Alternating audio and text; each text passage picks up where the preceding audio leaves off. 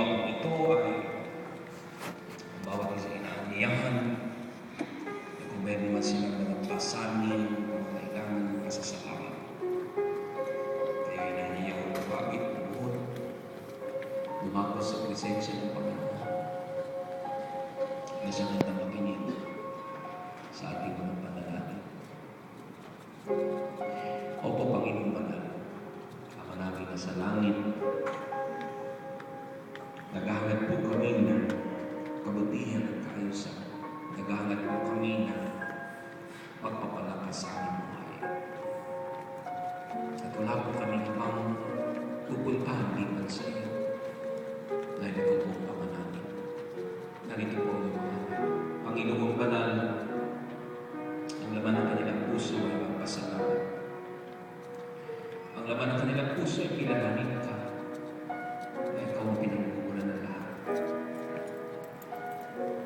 Naglayon sila, Panginoon, na humarap sa iyong banal na kinalalagyan upang itaas po nila ang kanilang mga damdamin. Damdamin, Panginoon, na umaasa na sila po iyong pakikinggan, na sila po, Panginoon Diyos, ay iyong pakihibuhin. Lalo higit sila ng mga dumaan sa mga kaarawan ng buhay. Papasalamat po sa Panginoon. Pinagkalooban mo sila ng panahon upang ang buhay na ito ay makamtan, ang buhay na ito ay magamit, ang buhay na ito ay magkaroon ng pagtatagumpay. Ang man ang mga ngiti ng mga anak mo ito na diniwan ng kaarawan, pakinggan mo po sila. Kalakip din ito ang kanilang pagpapasalamat dahil sa ikaw ang nagpapagbutit na para sa kanila. Narito rin ang iyong mga anak, Panginoon Banal, na sila po'y lumalapit at humihingi ng iyong tulong, ng iyong tulong. Dumadaan po sila sa mahigpit na pagsubok ng buhay, kinigiyagis mo sila, Panginoon, ng mga hamon ng mga panahon.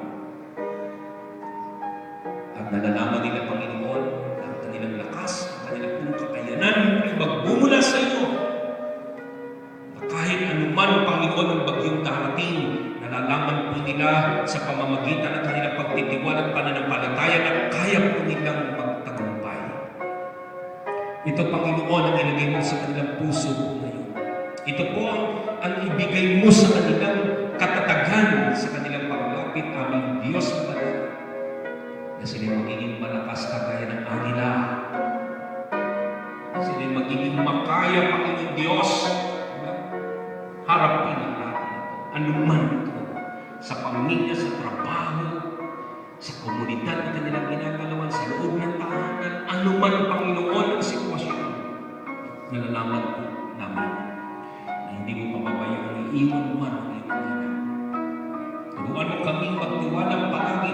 Turuan mo kami, Panginoon Diyos, na maging sa mga ganitong kalagayan, magpasalamat kami. Turuan mo kami, Panginoon Diyos, na kilalanin na hindi po namin ito magagawa maliban na ikaw ang kasama. Pakinggan mo ang tulog ng iyong mga anak, ang kanilang hinaing, ang kanilang panalangin, na sa sandaling ito yung ikagawa. Sa pagitan ng mga anghel mo na nagkikinig, sa mga anghel mo, Panginoon, na kumikilos. At ibababa mo kapangyarihan ba ng Espiritu upang ang iyong mga anak mapagaling, mapalaya, mga anak mo ay makasumpong ng kabutihan, magkaroon ng kagagdakan sa gitna ng kalungkutan, naroon ng ngiti. Sa gitna ng mga pasaning naroon, Panginoon, ng pag-asa. Sa gitna, Panginoon Diyos, ng pagturo ng luha ay naroon aming banal ang katatagan. Naroon, Panginoon Diyos, ang kasiguruhan. Dahil ikaw, Panginoon Banal, kailanman hindi tatalikod sa amin. Tinataas po namin ng bawat tahanan ng bawat pamilya, pagpalagi mo po sila. Ang kanilang mga anak buhay, lalong lumago. Ang kanilang mga ginagawa, ang kanilang mga kamay ay magtagumpay. Panalangin, Panginoon, sa aming bayan, panalangin para sa iglesia nito. Ikaw ay sa kumilos at pagkahayag.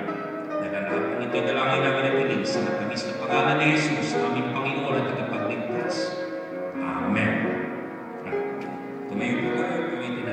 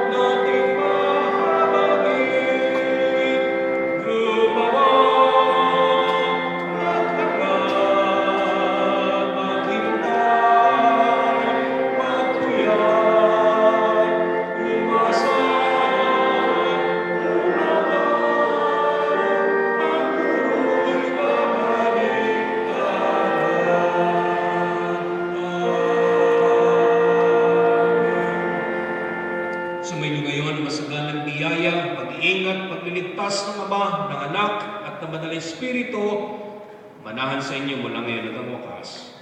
Amen.